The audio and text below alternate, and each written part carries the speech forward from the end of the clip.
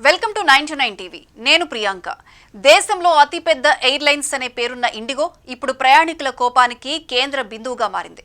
2 రోజుల క్రితమే మొదలైన ఈ గందరగోళం ఈ రోజు మరింతగా పెరిగింది. ఒకేసారి 550కి పైగా విమానాలు రద్దు, దేశవ్యాప్తంగా ఎయిర్పోర్ట్లో అల్లకల్లోలం. ఇంతకు ఏం జరుగుతోంది? ఎవరి నిర్లక్ష్యం ఇది? ఇప్పటికే సోషల్ మీడియాలో ప్రయాణికులు తీవ్ర అసంతృప్తి వ్యక్తం చేస్తుంటే ఇప్పుడు అందులోకి తెలుగు హీరోయిన్ మెహ్రీన్ కూడా దిగింది. ఇండిగో తీరుపై నిప్పులు చెరిగింది. దేశమంతా గాల్లో ప్రయాణం ప్లాన్ చేసుకునే వారు ఒక్కసారిగా నేలకే ఆగిపోయారు. టికెట్ ఉంది, బోర్డింగ్ పాస్ ఉంది, కానీ విమానం లేదు. ఇది సిస్టమ్ గ్లిచ్ కాదు, ఇది గందరగోళం పీక్స్ లో ఉందనే అర్థం. ఇండిగో సిబ్బంది కొరత 2 రోజులుగా దాదాపు అన్ని మెట్రో ఎయిర్పోర్టులో ప్రభావం చూపిస్తోంది. డిసెంబర్ 5న ఉదయం కల్లా పరిస్థితి పూర్తిగా కంట్రోల్ తప్పిపోయింది. ఒకేసారి 100ల కొద్ది సర్వీసులు రద్దు చేశారు.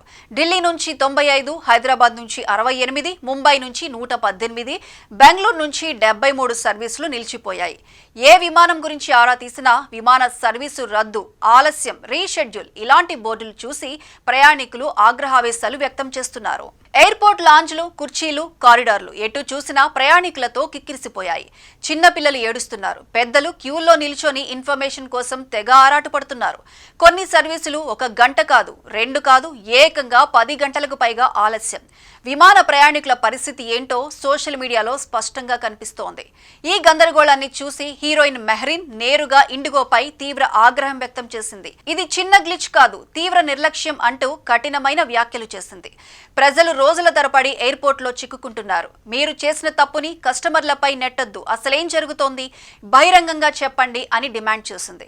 కేవలం క్షమాపణలు కాదు, ఇబ్బందులు పడిన వారికి పరిహారం ఇవ్వాలని కూడా డిమాండ్ చేశారు. మెహ్రీన్ తెలుగు ప్రేక్షకులకు బాగా తెలిసిన పేరు.